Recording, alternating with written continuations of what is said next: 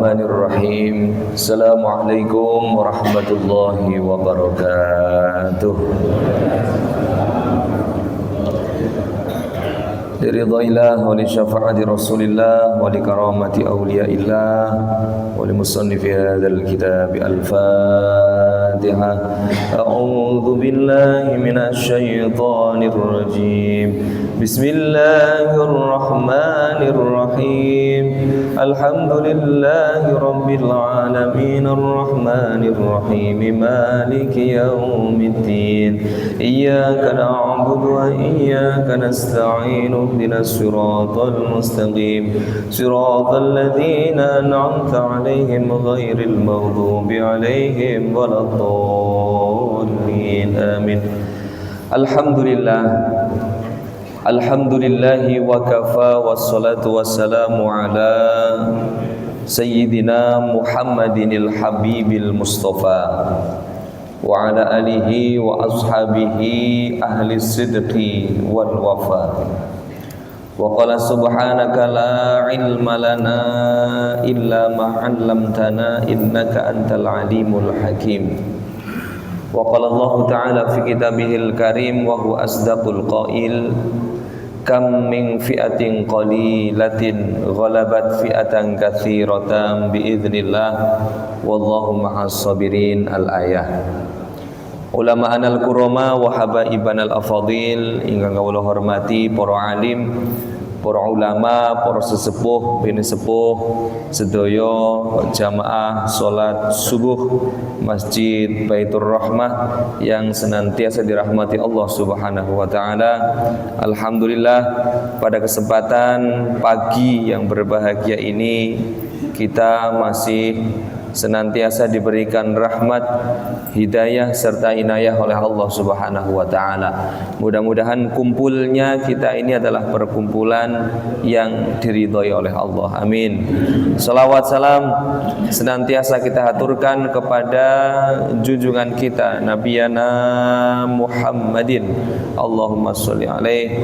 Besar harapan kita, mudah-mudahan kita semua yang hadir di sini tergolong umatnya yang akan mendapatkan syafaatul uzma fi yaumil la dhilla illa dhilluh. Amin ya rabbal alamin. Bapak Ibu hadirin hadirat rahimakumullah, melanjutkan kajian hadis pada kesempatan hari ini, yaitu hadis ke-17. Ini kalau judulnya di kitab itu ya Umumul Ihsan, bagaimana kita itu senantiasa berlaku baik kepada orang lain atau kepada makhluk-makhluknya Allah. Bismillahirrahmanirrahim. Al-haditsus sabi' asyara. Hadis yang ke-17. An Abi Ya'la Shaddad bin Aus radhiyallahu an. Hadis ini berasal dari Abu Ya'la. Abu Ya'la nama aslinya adalah Shaddad bin Aus radhiyallahu anhu. Beliau ini sahabat yang dikenal sebagai orang yang fasih dalam bacaan Al-Quran. Beliau orang yang penyantun. Beliau orang yang bijaksana. Ini Abu Ya'la. Tercatat beliau meriwayatkan atau mengeluarkan hadis itu sebanyak 50 hadis. Abu Ya'la. Jadi tidak semua yang dekat dengan Kanjeng Nabi itu mengeluarkan hadis. Hanya orang-orang tertentu. Anas bin Malik, sahabat Anas bin Malik itu dititipkan oleh ibunya kepada Kanjeng Nabi nalika umur 10 tahun. Anas bin Malik dititipkan ke Kanjeng Nabi ketika umur 10 tahun. Beliau bersama Nabi itu sampai dengan 10 tahun juga. Jadi ketika Kanjeng Nabi wafat, umurnya Anas bin Malik itu 20 tahun. Berarti bareng karo Kanjeng Nabi niku 10 tahun. Tetapi Anas bin Malik ini tidak banyak mengeluarkan hadis. Tidak sampai ribuan hadis. Walaupun 10 tahun. Tapi sahabat Abu Hurairah itu bersama dengan Nabi hanya 3 tahun, Pak. Tapi beliau ini mengeluarkan hadis sebanyak berapa? 5.374 hadis. Ini periwayat hadis terbanyak, yaitu sahabat Abu Hurairah. Nah, jadi tidak semua yang dekat dengan Nabi itu banyak mengeluarkan hadis, termasuk Abu Ya'la. Itu dekat dengan Kanjeng Nabi, yo tahunan karo Kanjeng Nabi. Tapi hanya 50 hadis yang berasal dari sahabat Abu Ya'la atau Syaddad bin Aus. Beliau ini termasuk di antara sahabat yang pernah diutus menjadi gubernur oleh sahabat Umar bin Khattab. Nah, an Rasulillah sallallahu alaihi wasallam, saking Rasulullah sallallahu alaihi wasallam, dari Kanjeng Nabi, qala dawuh sapa Nabi. Beliau Rasulullah sallallahu alaihi wasallam bersabda, "Innallaha katabal ihsan ala kulli syai." Sesungguhnya Allah itu mewajibkan. Jadi kalau dalam bahasa Arab itu kata wajib bukan hanya dengan menggunakan kata wajib, tapi ada menggunakan kata-kata fardun, ada menggunakan kata-kata kataba.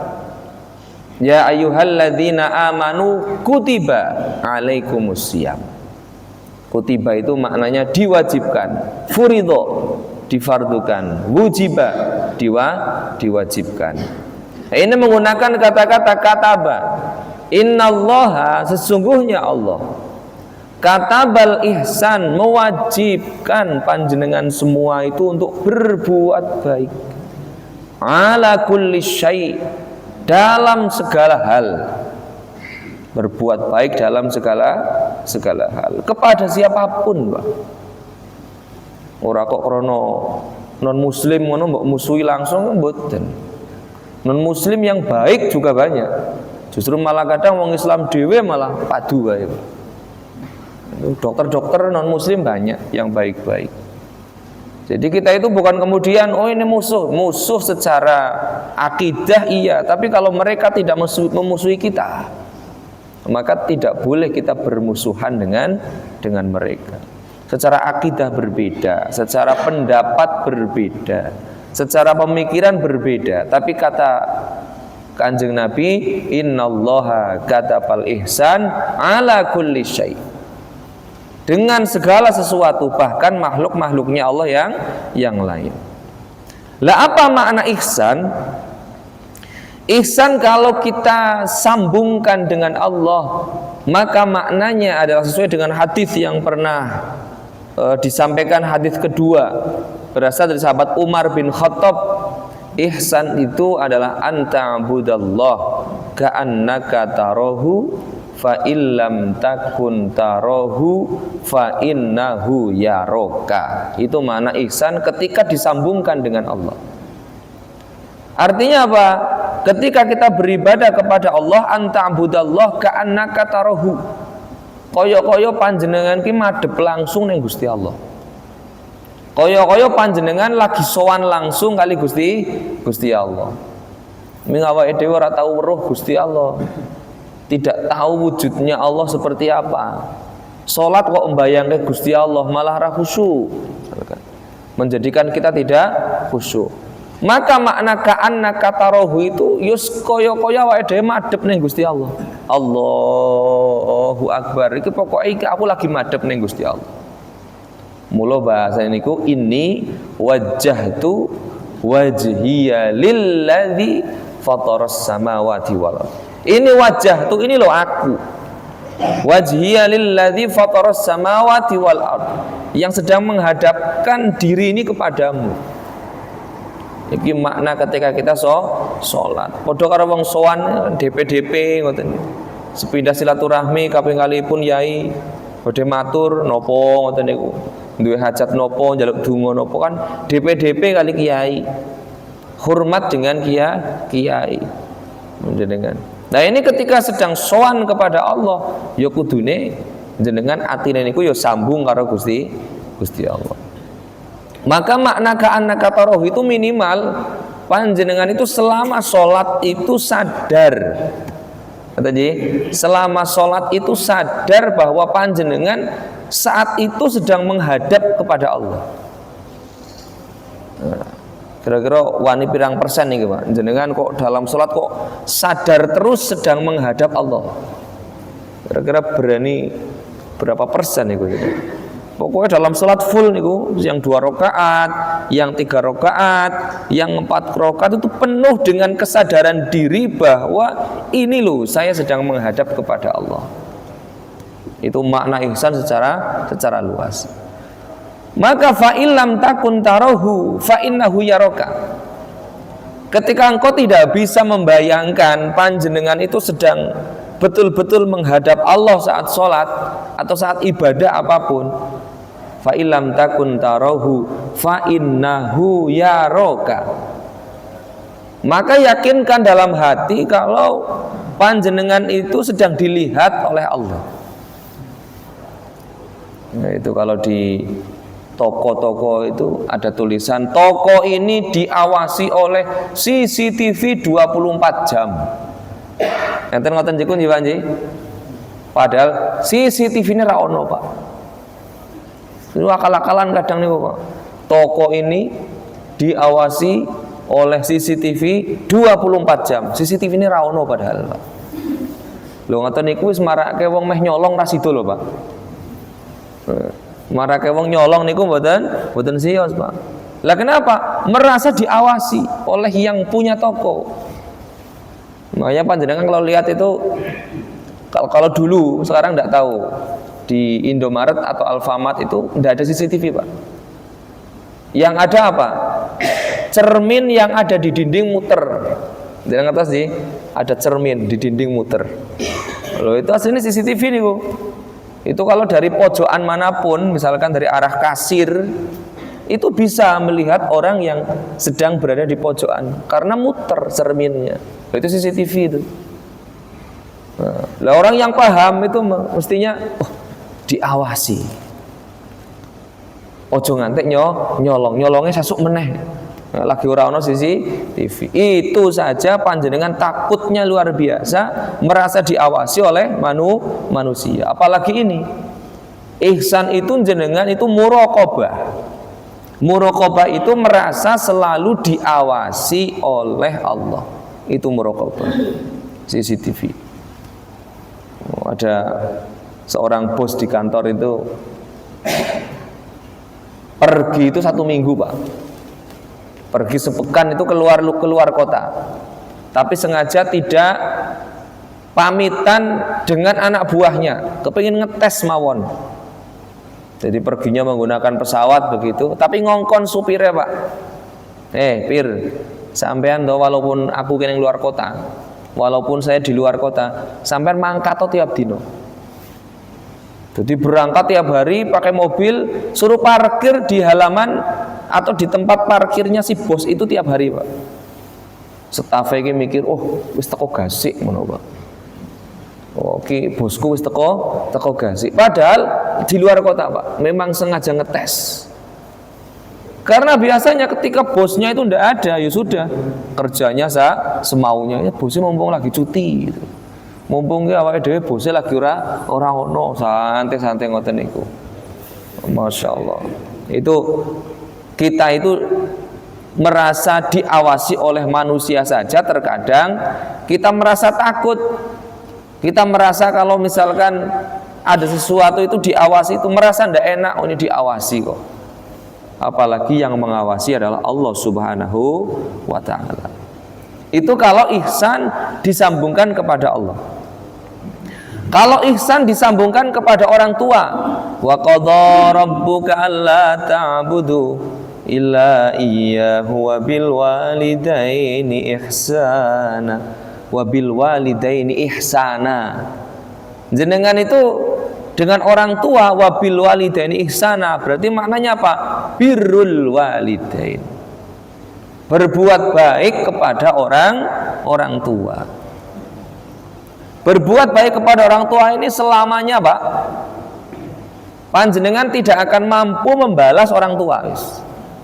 Apa yang bisa membalas orang tua? Kalau ada orang yang merasa bahwa alhamdulillah saya sudah bisa membalas kebaikan orang tua aku sudah tak umrohkan semua. Wah, umroh ke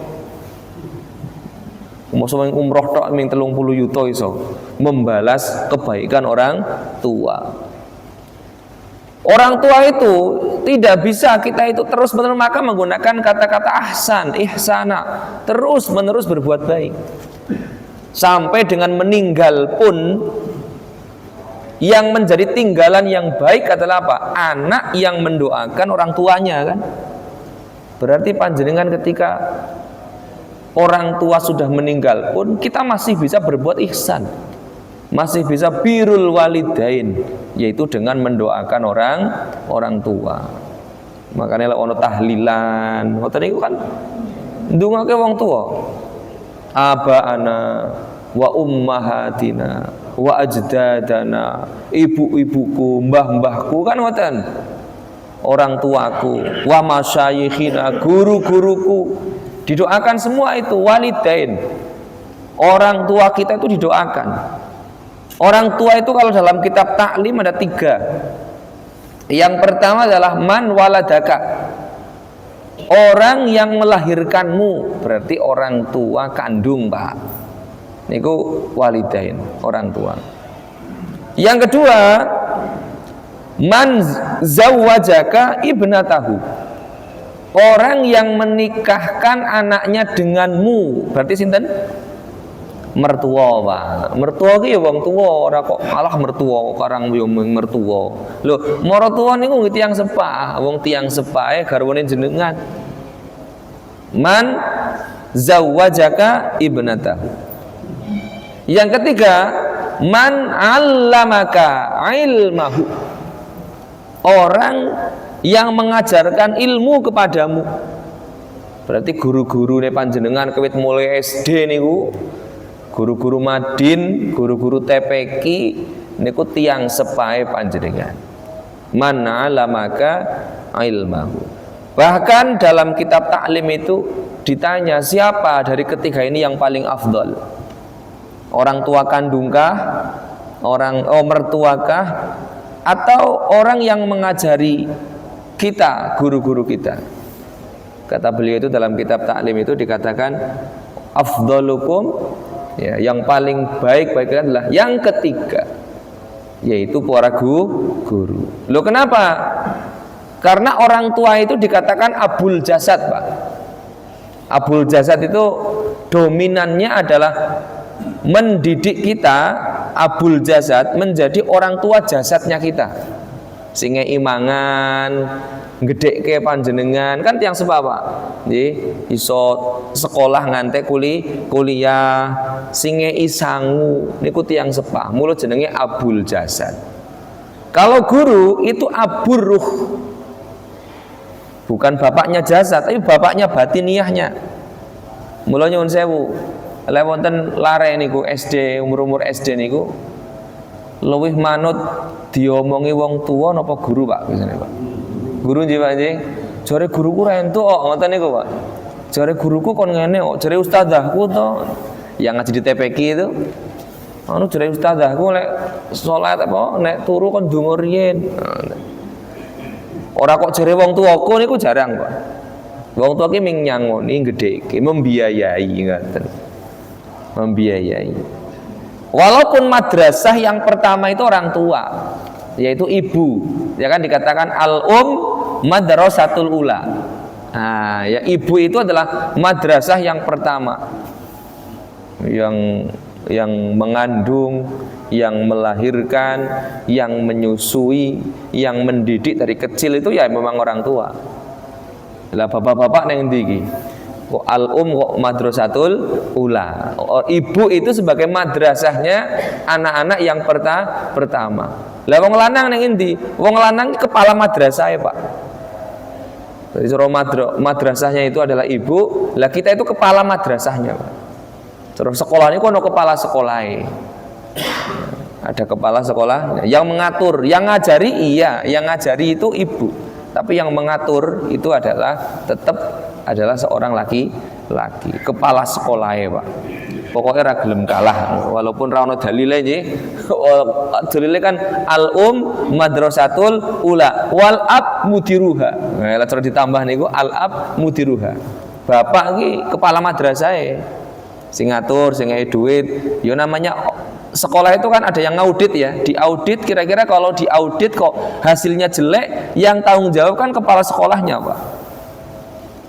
Ya, yang tanggung jawab adalah kepala sekolahnya. Lah diaudit neng malaikat, anake iki apik ora, bojone apik ora. Yang tanggung jawab sinten, Pak? Panjenengan, Pak. Kepala madinnya, Pak, kepala madrasahnya, Pak. Ya, panjenengan yang diaudit. Namanya juga kepala keluarga, mampu mendidik atau tidak. Itu makanya kula niku diwanti-wanti. Sampean kok lek duwe bojo, bojone kok hafal Quran. Iku mbok niati karo njogo Qur'ane. Ya, diniati karo njogo napa? Qur'ane. Ngantek bojomu ki lali karo Qur'ane, sampean sing tanggung jawab. Oh, berat ternyata, Pak. Ternyata napa? Ternyata berat. Ora ming njogo jasate tok, njogo Qur'ane. Mula digabungkan dengan jamaah, kira-kira santri itu bisa untuk saling simak menyimak.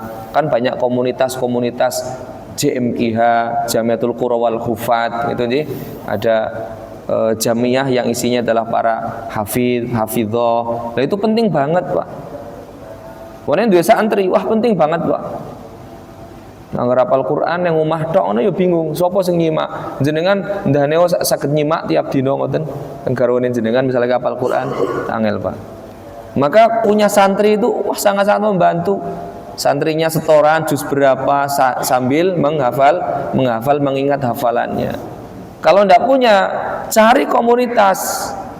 Ada banyak komunitas itu kumpulan-kumpulan hafidh, kumpulan-kumpulan hafidhah, kumpulan para penghafal Quran. Kan kegiatannya hanya simaan mawon. Sorotan kampung niku wonten rutinan tahlilan, wonten rutinan maulidan. Itu komunitas. Nanti komunitas lain, komunitas para penghafal Quran, rutinannya yang membaca Al-Quran saling simak. Oh, malam Jumat ini gilirannya siapa membaca Al-Quran disimak. Itu caranya kita itu menjaga hafalan Al-Quran. Lagi lek bojone jenengan garune jenengan hafal Quran, jenengan kudu tanggung jawab mencarikan tempat mencarikan sarana bagaimana hafalan Al-Quran itu bisa terjaga. Dan dua anak-anak hafal Quran jar kewae, gawe ke pondok lek saged dibangunkan pesantren. Kata bal ihsan ala kulli syai'. Nah kemudian wahuwa ma hasanahu syara. Jadi yang dimaksud dengan ahsan itu apa? Sesuatu yang dianggap baik oleh syara. Sesuatu yang dianggap baik oleh syariat. Itu yang harus kita pegang, Pak. Sesuai dengan syariat. Lah masalahnya tidak semua orang paham dengan syariat. Tapi kan ada orang yang menjadi panutan. Panjenengan punya guru, ada di Indonesia itu Majelis Ulama Indonesia, kan juga ada yang mengeluarkan fatwa. Kita tidak perlu mengkaji secara detail, ngoten. Oh, ada fatwanya. Ada lembaga namanya Lembaga Bahthul Masail yang membahas berbagai macam masalah. Oh, ini ada sesuatu yang baru seperti ini. Boleh enggak sih kita itu belanja secara online, enggak lihat barangnya, enggak pernah pegang barangnya, ngerti-ngerti bayar hukumnya pripun to niku? Kita buka fatwa Majelis Ulama Indonesia, ternyata sudah ada. Kok ana order, bahkan sekarang itu menjual tanpa memiliki, Pak. Jenengan tidak punya barangnya, tapi panjenengan bisa menjualkan. Yo payu, Pak, laris. Jenengan hanya menjadi orang yang kedua untuk menyalurkan kepada orang yang ketiga. Namanya apa, Pak? Dropship. Ngedrop tok. Jenengan tidak punya barangnya, tapi hanya punya gambarnya, punya videonya. Jenengan upload, ayo beli-beli. Ketika beli nanti pesannya bukan kan jenengan, ke orang itu diarahkan. Jenengan ngadol ketok. Itu bagaimana hukumnya? Itu banyak fatwa-fatwa majelis ulama. Maka ada salah satu makalah dalil niku nengone mazhab Syafi'i. Man ra'ahul muslimuna hasanan fahuwa indallahi hasanun. Apa yang baik menurut Islam, mara'ahul muslimuna hasanan, iku ana perkara anyar, ayo dirembug bareng-bareng apike pripun. Mara'ahul muslimuna hasanan, apa yang menurut orang Islam itu baik, fahuwa indallahi hasanun, maka menurut Allah itu baik. Mula niku wau enten musyawarah, enten bahsul masail. Kan banyak perkara-perkara baru yang dulu itu ndak ada. Kita cari dalil yang pas, kita cari dalil yang sesuai dengan perkara baru itu. Ora kok langsung salah niku mboten. Ya teng Al-Qur'an niku huwallazi khalaqalakum ma fil ardi jami'a. Allah itu menjadikan, Pak, khalaqalakum ma fil ardi, apapun yang ada di muka bumi ini jami'a kagem panjenengan. Mula wonten kaidah al aslu fil asya'a al ibahah hatta yadulla ad-dalil ala tahrimiha. Asal hukum segala sesuatu itu boleh kecuali ada dalil yang mengharamkannya, Pak. Jenengan jalan-jalan neng hutan. Neng hutan niku wau weruh ana buah-buahan. Yang buah itu panjenengan belum pernah lihat sama sekali, belum pernah mencicipi sama sekali, belum pernah tahu sama sekali. Kira-kira hukum buah itu halal apa haram, Pak? Jenengan melihat ada buah baru, urung pernah weruh, urung pernah ngerti, durung pernah nyicipi, Pak. Iki buah apa yo? Ngeleh hukumnya apa niki, Pak? Hukumnya boleh. Karena segala sesuatu itu asal hukumnya adalah boleh. Hatta yadula ad-dalil ala tahrim. Kecuali kemudian datang sesuatu alasan yang menjadikan dia haram, maka hukumnya menjadi haram. Jenengan petik buah itu, jenengan dahar, jenengan konsumsi, bar mangan buah niku kok jenengan mabuk, Pak. Wah, ternyata ki buah iki marahi ngelu ning sirah malah koyok mabuk niki. Yang tadinya halal menjadi napa? Haram. Kenapa? Ada dalil berikutnya yang mengidentifikasi bahwa buah ini adalah haram. Kenapa? Ternyata memabukkan. Tapi kalau panjenengan pertama kali melihat, yang dihukumi apa? Boleh. Yang dihukumi boleh. Nah sekarang dibalik, kalau masalah ibadah, al aslu fil ibadah at-tahrim. Asal dari ibadah itu haram kecuali ada dalil yang membolehkan. Nah itu kaidah fikih itu. Itu kaidah fikih. Asal hukum benda segala sesuatu apapun itu halal kecuali datang dalil yang mengharamkan.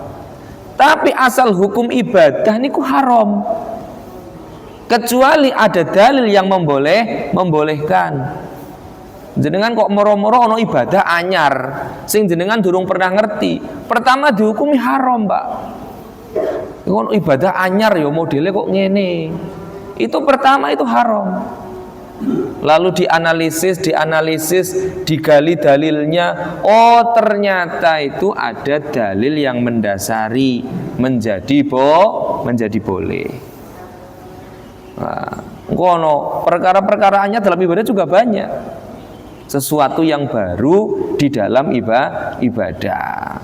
Mula ada perbedaan, ada ikhtilaf, itu pasti, Pak. Itu pasti. Yang jelas amaliyahnya itu asalkan ada dalilnya, asalkan ada landasannya, kita itu ittiba, yus dengan guru dengan apapun, ya sudah. Itu bagian daripada syariat karena ada dasarnya. Tapi kula mboten percaya lek niki, mboten saya mboten usah dilakoni ngoten mawon. Justru malah kalau kita itu kemudian merasa bahwa aku sing bener, berarti jenengan tidak ihsan. Itu tidak ihsan.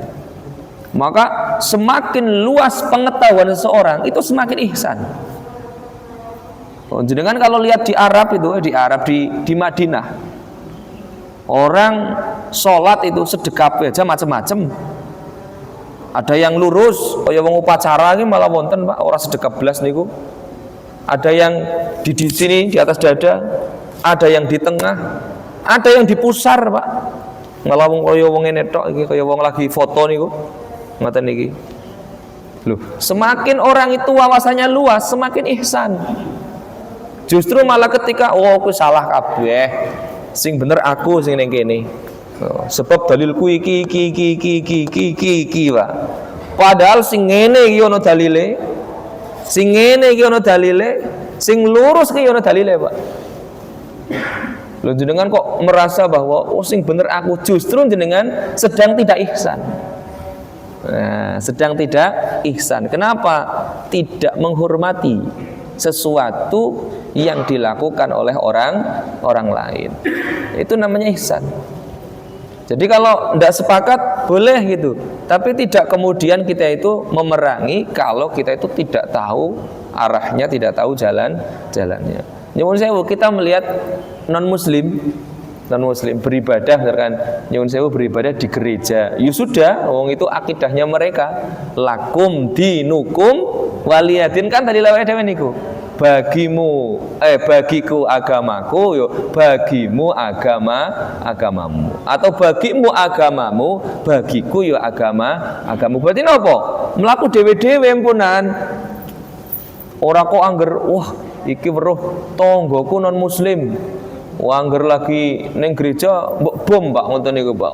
Keliru Pak. Wong tidak memusuhi kita.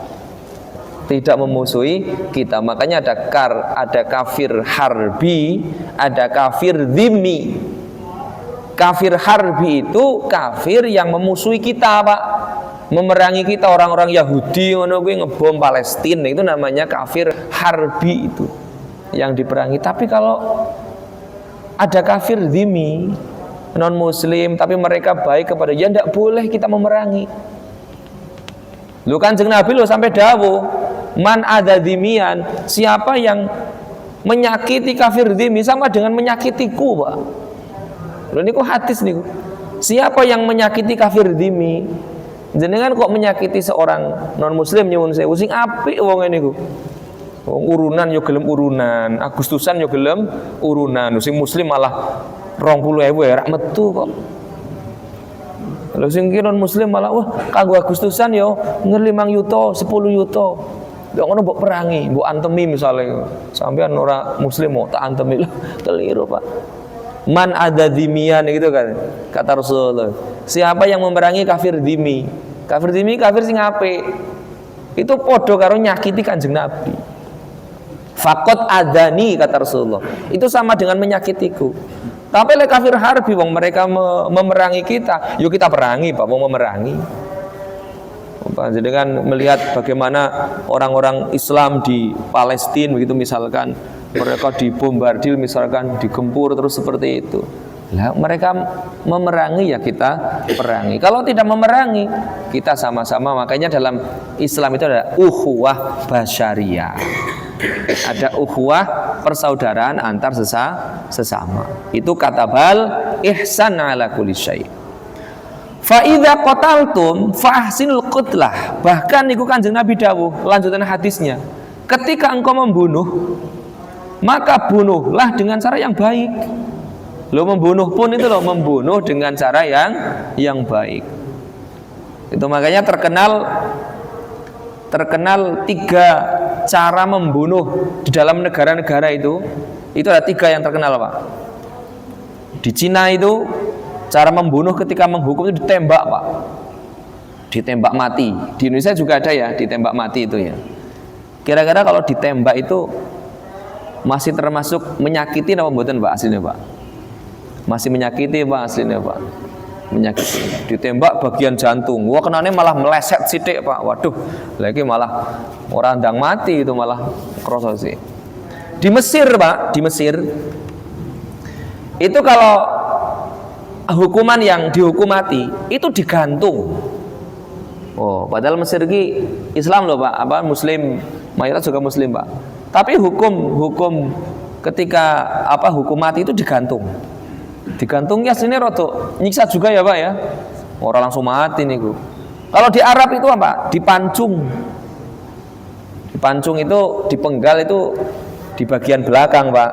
Itu dipancung. Orang bagian depan, orang manut orang aku ngene lho, ngene nyembelih ayam. Ngene iki nyembelih ayam, Pak. Pancungnya belakang.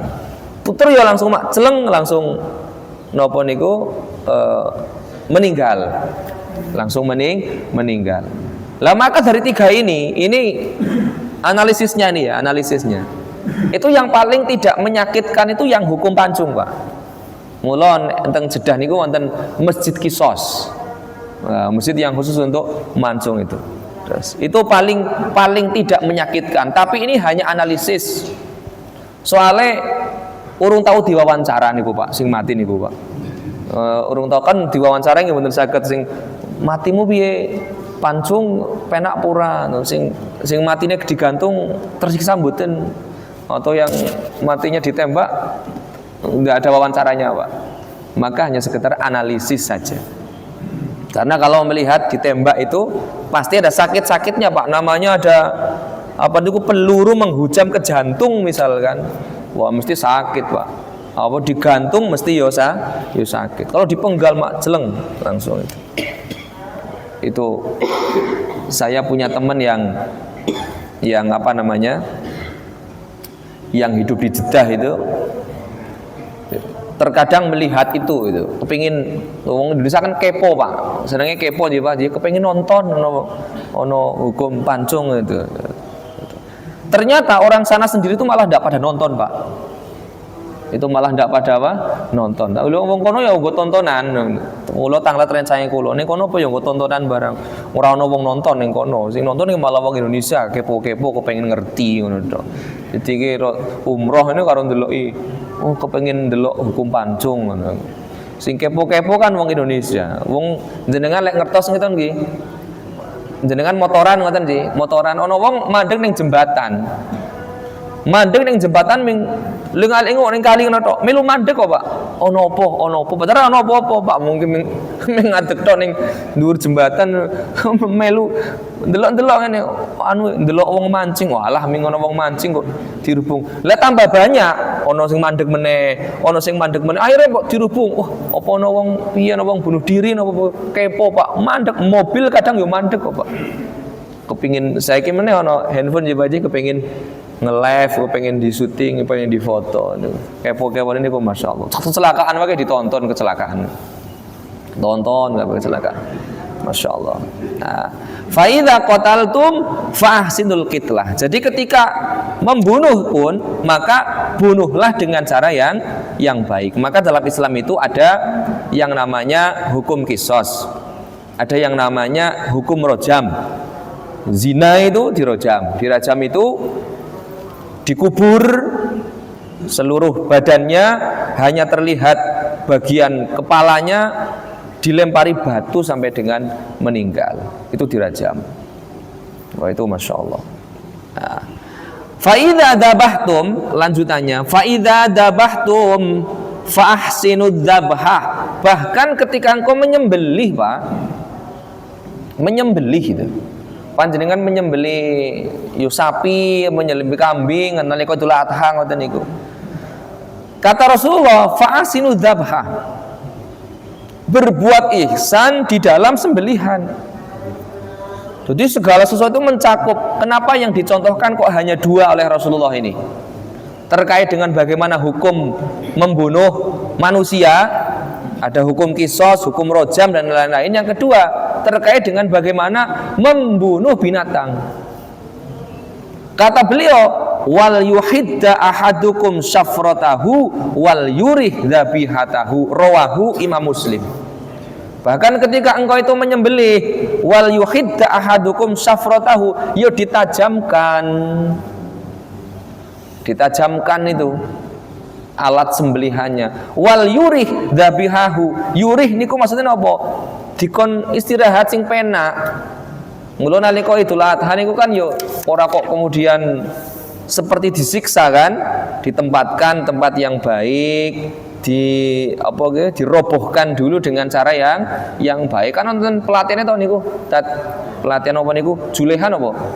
Julehan ya, juru sembelih halal. Itu kan apa namanya ada pelatihannya. Cara menyembelih, cara ngeleti yang baik. Itu. Jadi itu ada, Pak. Ada rumah makan ayam goreng itu yang satu hari itu bisa menghabiskan sekitar 500 ayam, Pak. Sehari itu 500 ayam. Itu baru diaudit itu. Diaudit. Ternyata ada kesalahan. Ada kesalahan ketika nyembelih. Bukan nyembelihnya yang salah, cara menempatkannya. Jadi itu kalau nyembelih itu harusnya kan sembelih dibiarkan dulu sampai mati kan, Pak, ayamnya. Lah niku mboten. Nyembelih bener, nyembelih wis bener sesuai dengan syariat, ning deleke salah. Ditempatkan di kayak tong besar itu, ayamnya disembelih, lebok ke tong. Sembelih, lebok ke tong langsung. Itu memungkinkan, Pak, ketika diaudit oleh bagian yang audit badan pengawas syariah itu memungkinkan ayamnya itu mati bukan karena sembelihan, mati sebab kependem, Pak, ketindih kan betul langsung mati, Pak. Lah kalau matinya bukan karena sembelihannya, maka menjadi bangkai kan, Pak. Sama dengan ketika Idul Adha itu. Idul Adha itu kan biasanya kalau nyembelih kambing, ya sudah disembelih, dideleh sik, Pak, sampai betul-betul mati ngoten niku baru dikelet. Lah kadang wonten, Pak, sembelih isi obah-obah sikile ngoten niku langsung digantung. Baru digantung langsung dikelet, Pak. Ini kalau di kitab Bughiyatul Mustarsyid itu dibahas itu. Itu kalau matinya sampai karena digantungnya atau dikeletnya, maka menjadi bangkai hukumnya itu, Pak. Kematiannya berarti orang kono sembelihan ini, Pak. Disembelih harusnya dibiarkan dulu. Ini disembelih masih gerak-gerak padahal kakinya itu langsung digantung. Baru digantung langsung dikelet kulitnya, Pak. Itu matinya itu jangan-jangan bukan karena sembelihannya, tapi mergo digantung utawa mergo dikelet, menyakiti itu. Maka kata Rasulullah itu fal yurih dhabihahu. Nah kemudian yang lain dikatakan dalam ihsan itu kita itu dilarang yang namanya al-muthlah. Naha Rasulullah sallallahu alaihi wasallam anil muthlah. Apa itu muthlah? Muthlah itu mutilasi, Pak. Ya, mutilasi wahiyya qat'u ajza'in minal jasad. Jadi memotong-motong bagian daripada jasad. Itu tidak boleh potong-potong. Menungso malah dipotong. Menyiksa banget itu, Pak. Potong kakinya, dipotong tangannya. Orang kok dipotong kakinya, dipotong tangannya sudah tersiksa, meh bunuh diri wae ra iso kowe, Pak. Lo kan dipotong tangannya, Pak, dipotong tangannya, dipotong kakinya. Isi urip, Pak. Nah itu mau bunuh diri saja tidak bisa. Itu menyiksa banget nih kok, Masya Allah. Makanya undang-undangnya juga tegas kan. Di Indonesia itu terkait mutilasi juga tegas. Kanjeng Nabi ini ku dawuh wa qad naha anil muthlah. Tidak boleh kita itu kemudian membunuh itu dengan cara dipotong-potong. Yo kalau ayam misalkan sudah disembelih, wis mati dipotong-potong ra apa-apa. Itu memang itu dipotong-potong. Yang ketiga, Pak, an-nahyu anit tahriki binar. Tidak boleh kita itu membunuh dengan api. Lewis mati dibakar mboten napa-napa, nyatane ono ayam bakar, ono ikan bakar, Pak. Niki cerita sing durung mati. Tidak boleh kita itu membunuh dengan api. Niki dawuhipun Kanjeng Nabi dari sahabat Imam Ibnu Abbas dalam riwayat Imam Bukhari. La tu'adzibu bi'adzabillah. Janganlah kalian itu mengadab menyiksa dengan siksaannya Allah. Loh, Gusti Allah niku menyiksa makhluknya itu kan di neraka, Pak, dibakar, Pak. Diobong teng neraka. Kata Rasulullah itu, la tu'adzibu bi'adzabillah. Janganlah kalian itu menyiksa dengan siksaannya Allah. Tidak boleh menyiksa dengan siksaannya Allah. Nah, ini ada contoh. Karena kuna ma'an Nabi sallallahu alaihi wasallam. Suatu ketika aku bersama Nabi. Famarorna biqaryatin. Aku lewat di sebuah kampung. Namlaqat ahraqat. Ono kampung sing isinya semut, sing semut niku dibakar, Pak. Sering bakar semut, Pak, tenan, Pak. Nyatane kadang yo angel ya, Pak, kudu dibakar ing ora dibakar. Tapi niki wonten hadis e.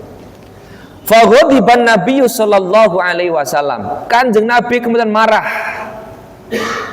Ada seorang sahabat niku melaku bareng karo Kanjeng Nabi melewati sebuah kampung. Di kampung itu sedang ada pembakaran besar-besaran terkait dengan bakari semut, Pak. Faghadiban Nabi sallallahu alaihi wasallam. Kanjeng Nabi niku njur napa? Kanjeng Nabi itu kemudian marah beliau.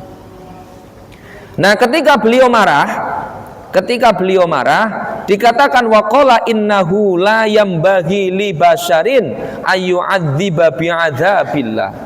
Ora becik kadue manungsa, la yambaghi, tidak seyogianya bagi manusia itu ayyu'adziba bi'adzabillah, yaitu memberikan siksa dengan siksanya Allah. Nah, ini maka harus diperhatikan. Terus caranya piye? Yo lek ora ana cara iki ya semestine darurat masuknya, Pak. Kalau sudah tidak ada cara ya mestine ketemune napa darurat. Itu jelas paten dalam hukum. Tapi kan ra iso, Pak, oleh ora dibakar. Ya oleh ora iso dan itu membahayakan, sudah terkait dengan bagaimana hifdzun nafas, menjaga jiwa, ya menjadi boleh, sesuatu yang tidak boleh. Tapi ini berbicara hukum asal. Nah, termasuk di antara yang terakhir ini penting, soalnya wakeh ngeten iki. Yaitu apa? Larangan mengurung binatang, Pak. Yang tujuannya adalah untuk menyiksa hingga mati. Tujuannya menyiksa hingga mati. Masa yang ngurung manuk ono disiksa kan boten, kan diopeni, Pak. Kan diopeni to, Pak. Yo di wong isu-isu ono wis disemproti ya, Pak. Oh, yo ape. Mengurung yang tujuannya adalah untuk menyiksa hingga mati. Di Sorowong iku ono wong dipasung. Kan ngoten ya, Pak. Wonten tiyane iku dipasung. Ya karena dia orang gila, misalkan nyuwun sewu, lek ucul ya ngamuk-ngamuk, malah iso mateni wong ya dipasung. Tapi kan tujuan memasung itu kan bukan untuk menyiksa sampai mati, Pak. Tapi memang karena ada doruri, ada madorot yang ada. Tapi kalau misalkan jenengan punya ternak kan yo dikurung kabeh, Pak. Ayam yo di kandang, kayak ono wedhus yo dikurung, manuk kayak yo dikurung. Tapi tujuannya apa? Ternak tujuannya untuk berdagang kan ya masalah. Yang tidak boleh itu mengurung yang tujuannya adalah untuk menyiksa sampai dengan mati. Lah kula yakin lek ana wong ngurung manuk ki mau ya ora mungkin kok tujuannya disiksa kan mboten. Nah niki dawuhipun Kanjeng Nabi terkait niku, anan nabiyya sallallahu alaihi wasallam, Kanjeng Nabi niku naha antasbirul bahaim. Tidak boleh kita itu kemudian mengurung binatang. Tapi binatang di sini yang dimaksud adalah binatang ternak. Karena annahu marra biqaumin nasabu dujajatan. Dujajah niku jago, Pak. Ayam.